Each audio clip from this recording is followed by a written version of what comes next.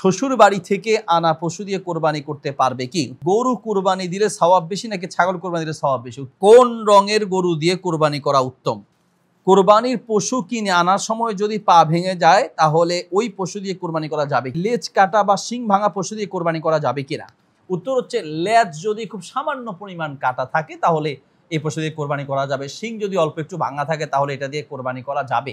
কিন্তু বাকি কথা হলো, আপনি পশু কিনবেন কোরবানি করার জন্য, সামান্য লেজ কাটা সামান্য শিং ভাঙাও কেন কিনবেন? দেখে শুনে একেবারে নির্ভেজাল, কোনো সমস্যা নাই, প্রয়োজনে একটু ছোট কিনেন, তারপরেও একদম হৃষ্টপুষ্ট অথবা কোনো সমস্যা নাই এরকম সমস্যা থেকে মুক্ত দেখে তারপরে কেনার চেষ্টা করবেন। কোনো কারণে কেনার পরে দেখলেন যে পাওয়া যাচ্ছে না, শিং একটু ভাঙা এটা ছাড়া পাচ্ছেন না, বা লেজ একটু কাটা এটা ছাড়া পাচ্ছেন না, তাহলে নিয়ে নিলে কোরবানি হয়ে যাবে। কিন্তু চেষ্টা করতে হবে একেবারেই ত্রুটি থেকে মুক্ত দেখে তারপরে কোরবানি করা। বাকি শিং যদি একেবারে উঠিয়ে ফেলা থাকে, অর্থাৎ গোড়াসহ উঠে গেছে, ভেঙে গেছে, অথবা লেজ গোড়াসহ কেটে গেছে বা বেশিরভাগ পরিমাণ কেটে গেছে, তাহলে সেই পশু দিয়ে কোরবানি করা যাবে না। কোন রঙের গরু দিয়ে কোরবানি করা উত্তম? কোন রঙের পশু দিয়ে কোরবানি করা উত্তম? হ্যাঁ, এর উত্তর হচ্ছে যে কোরবানির পশুর রঙের ক্ষেত্রে উত্তম হচ্ছে আল বাইদ, সবচেয়ে উত্তম হচ্ছে সাদা, তারপরে আল আফরা, এরপর হচ্ছে মেটো রঙের বা লাল, এরপরে লাল, তারপর হচ্ছে কালো। আমরা এটা অনেকে জানি না। আমরা এই রঙের যে পার্থক্যটা এটা যদি আমরা জানি তাহলে হয়তো বা সাদাটাই আমরা প্রাধান্য দেওয়ার চেষ্টা করবো। ইনশাআল্লাহ রাসূল সাল্লাল্লাহু আলাইহি ওয়াসাল্লাম সাদাটাকে প্রাধান্য দিয়েছেন। এই জন্য সাদাটা সবার সবচেয়ে ভালো, তারপর হচ্ছে একটু ধূসর রঙের, তারপরে লালচে ধূসর রং বা লাল, এরপরে হচ্ছে কালো। হ্যাঁ, বাকি কালোটা দিয়ে করলেও আপনার কোরবানি হয়ে যাবে, কিন্তু কেনার ক্ষেত্রে একটু সাদাগুলো দেখেই কেনার চেষ্টা করতে হবে, আর একটু মোটা তাজা দেখে। আমরা অনেক সময় দাম কমানোর জন্য একেবারে নরমাল, যত মোটা হবে, আপনি দুইটা করার চেয়ে বরং একটা দেখে শুনে ভালো, স্বাস্থ্য ভালো, গোস্ত ভালো, ত্রুটি মুক্ত থেকে কিনা উত্তম। সাদা রঙের চেষ্টা করবেন, মোটা তাজা দেখে কেনার চেষ্টা করবেন।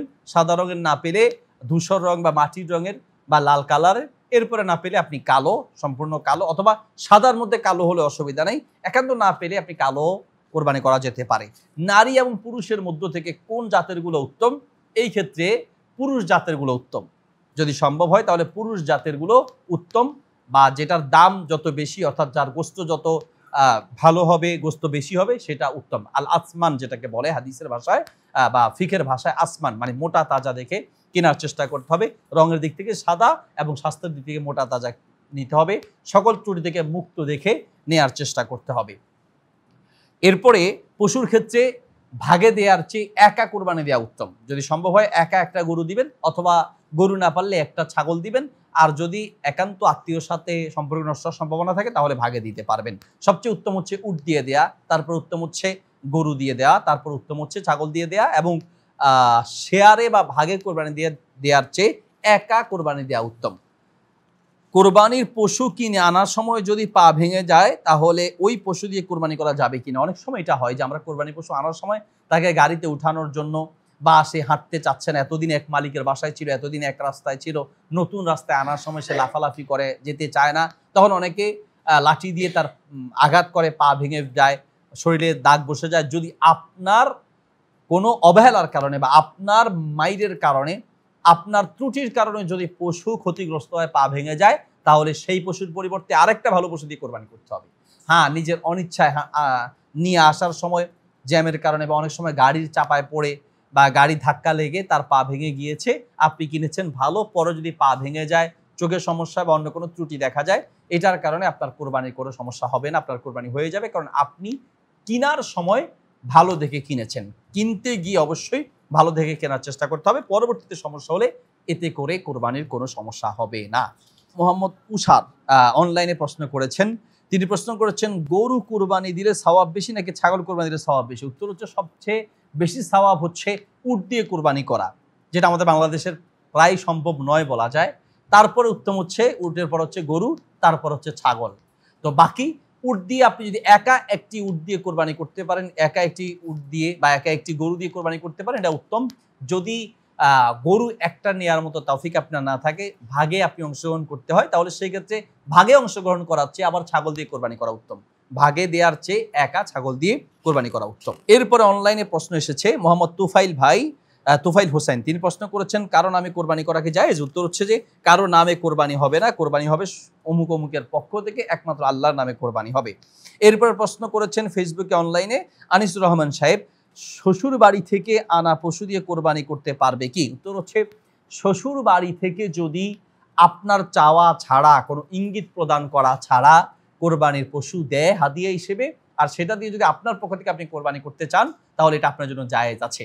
আমাদের দেশে সাধারণত কিছু মানুষ কেউ এমনি খায়, কেউ একটু ঘুরিয়ে খায়, কেউ সরাসরি শ্বশুরবাড়ি থেকে যৌতুক হিসেবে নেয়, চেয়ে নেয়, আর কেউ সরাসরি নেয় না, একটু ঘুরিয়ে পেঁচিয়ে অমুকের শ্বশুর তার জামাইকে ছাগল দিয়েছে, গরু দিয়েছে, বাস কথাগুলো বারবার শোনায়, আর মনের মধ্যে একটা আশা রাখে যে হয়তো আমার শ্বশুরবাড়ি থেকে যদি একটু আসতো।